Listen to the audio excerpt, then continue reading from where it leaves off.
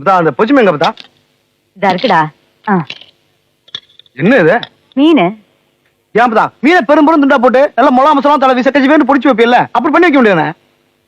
இது வில விலைன்னு பல்ல வச்சுக்கிட்டு இருக்கு. ஏந்தம்மா இதை ஒரு நாளைக்கு நல்ல மீன் கஞ்சி அடிக்கலான்னு வந்தா முடியல. ஏன் அப்படி பண்ண நீ? இன்னைக்கு நான் சமைக்கலடா. வீட்டுல சும்மா விருக்கு விருக்குன்னு உட்கார்ந்துருக்கேனே. இன்னைக்கு ஒரு நாள் நான் சமைக்கிறேன்னு அந்த புள்ள சொல்லிச்சு. அதான் இந்த நலமகாராஜ கதையெல்லாம் பேச தெரியுதுல. ஒரு மீனை பிடிக்க தெரியாது உனக்கு?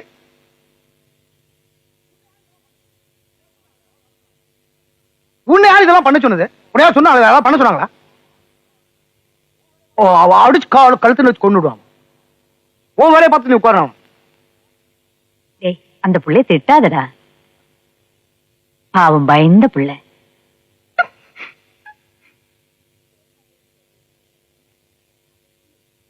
ஏண்டா வெறும் சோத்தையே தின்னுட்டு இருக்க? அந்த மீன் ஒரு துண்டு எடுத்து திண்டு பாரு.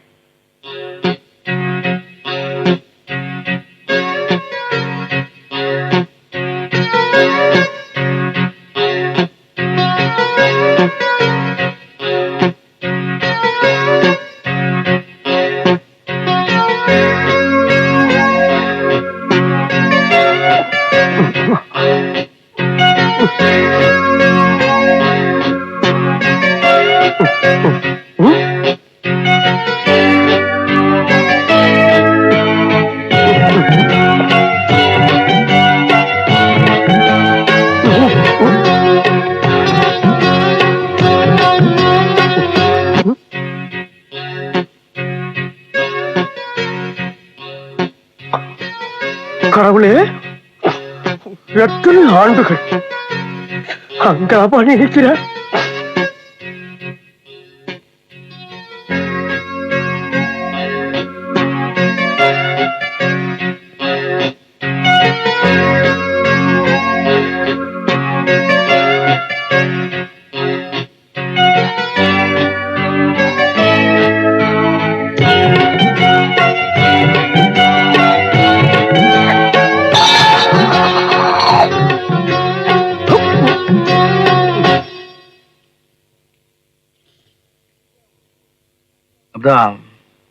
ஒரு வெள்ளை ஒரு மீன் ஒண்ணு வச்சிருந்தியா?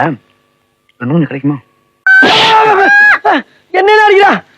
ஏண்டா, ஒரு குடும்பத்துல ஆம்பளை சாப்பிட உட்காந்தா நல்லா சாப்பிட்டோம்னு பொம்பளைங்க சமைச்சதும் அப்படியே அனுப்பி கொண்டு வைப்பாங்க. நாம தான் ஒரு நோக்கம் ஜாக்கம் புரிஞ்சுக்கிட்டு ஒரு அளவா கரெக்ட் பண்ணிக்கிட்டு அவங்களுக்கு மிச்சம் வைக்கணும். இப்படி ஃபுல்லா அடிச்சுட்டிய அப்ப அவங்க என்ன சாப்பிடுவாங்க? அவங்க அறிவு வேண்டாம் எனக்கு? அந்த அறிவு உனக்கு எங்கடா போச்சு? நீ சும்மா பார்த்தா பாவம் எவ்வளவு பெரிய பணக்கார வீட்டு பொண்ணு. அவங்க வீட்டுல வேலை 1000 பேர் இருக்காங்க. நீ ஒரு 1.5 நாள் சபை வச்சு சமைக்க சொன்னா பாவம் கண்ணில் போடிச்சு அழுதுட்டு பாத்தியா? நான் அது கழல. நீங்க திட்டினதை நினைச்சுதான் அழுவுறேன்.